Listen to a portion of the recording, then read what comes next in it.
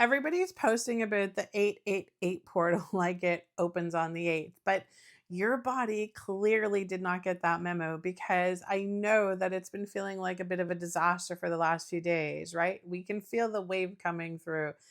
And you can't even put anything on it. We can't pin it to anything, right? Nothing exactly happened. You just feel wrong, wired and floaty at the same time, which shouldn't be possible, but yet that's what's happening. So there's a massive wave of frequencies moving through right now. And it started a couple of days ago. And I felt it before I even looked at any of the charts, which is the order that it always comes in for me. So body first, chart second, right? The instruments are always running a little bit behind. Now, the 888 portal, the Lion's Gate, whatever you want to call it does not switch on at a certain time, right? It doesn't just, it's the 8th. Oh, now the portal opens.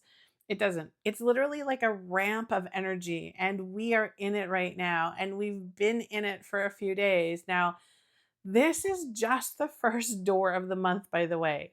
There's an eclipse on the 12th that's coming up, and then there's another one at the end of August. So, if you were hoping to get through this one and then have a nice, quiet rest of the summer, yeah, August literally, Spirit is literally saying it's going to be a shebang of a month. So, there's something that's really important though, because there's something different about this particular wave, and you're probably picking up on it. Most of what comes in a wave is like we feel it, like the heavy or the clear, right? The dense or the light, right? You can tell what you're dealing with. But this is both at the same time. It's literally inspired energy coming through, like genuinely uplifting, genuinely expansive, moving fast. I can do things, I can create things. And Spirit's word for right now, and they're just saying that it's meant to rock our world. And they're saying it cheerfully, so that's a good sign, right? Thanks for letting us know. Because what we're feeling underneath might not represent that. So the human body is dense, right? You cannot keep pace with something that's moving that fast. You are literally a lump of physical matter, and something very light and very quick is being pushed through you right now. So you glitch. That's the eye twitching, the floaty feeling, the spacey, can't get grounded, slightly not in the room feeling, definitely out of body. You know, the dizzy moment where the ground seems to sway under you like the vortex that you're standing in has just shifted. And none of that is that you're falling apart. And that's the gap between the speed of what's arriving and then the speed of what you can actually process it at. And look, Spirit always says it. We're still here. It didn't kill us last time either.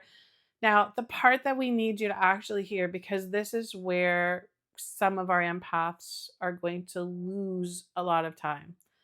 Fear is going to show up in this, not might, is. This energy is intense. And it's not always going to arrive looking like fear. It could arrive looking like a memory, right? So, old timelines, old patterns, like, I thought I healed that. I thought I fixed that. Things that served you, things that never did, all in one big mixing bowl handed to you all at once in high definition, all at once. Now, you're going to think that it means something, that it's a sign, a warning that you're sliding backwards, that something is going terribly wrong. It isn't. It's being surfaced. So, your job this week is not to fix any of it, it's to sort it. So, which one is current? Which one is old? And Spirit's just saying that's the whole assignment. And they also said, with a little bit of a chuckle, interesting times. To say the least. So, which coming from them is kind of hilarious, right? Because they're not the ones in the body trying to do the human thing.